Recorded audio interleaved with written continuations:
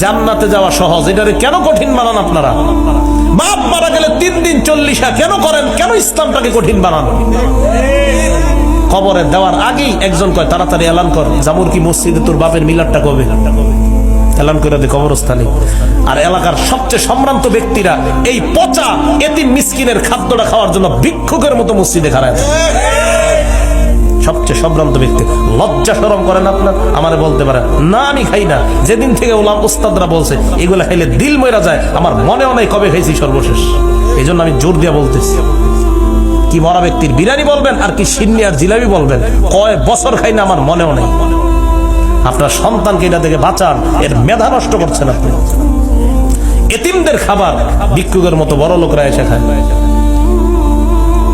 আর দেখবেন এই খানাটা খুব আগ্রহ নেওয়া যায়, যে এটা একটা মানে খুব স্পেশাল, আগ্রহ নেওয়া যায়, শরম লজ্জাও নাই। বরকতি না? এই 3 দিন 40 এগুলা বেদাত। বলেন কি এই বেদাত করা যাবে না? করবেন? আর না তো কইতেছেন আপনার আব্বা মারা গেল করবেন। এই বেদাত থেকে সমাজ বাঁচান, ইনশাল্লাহ ঈমান পাকাপুক্ত করে জান্নাতে যেতে পারবো আমরা। তো নবীজি সাল্লাল্লাহু আলাইহি সাল্লাম বললেন, হাউজে কাউসারের সামনে আমি বলবো কি এরা বেদাতই করছে, যা সরা, দেখতেও চাই না চেহারা। এবার বুখারী শরীফের একটা হাদিস শোনেন, যারা ভণ্ড পীরদেরকে খানকা বানানোর জন্য জায়গা দেন, আপনারা শুনেন মন দিয়ে। নবীজি বলেন, মান আহদাসা হাদাসান আও আওয়া মুহদিসা। বুখারী শরীফের 1870 নম্বর হাদিসের বর্ণনা।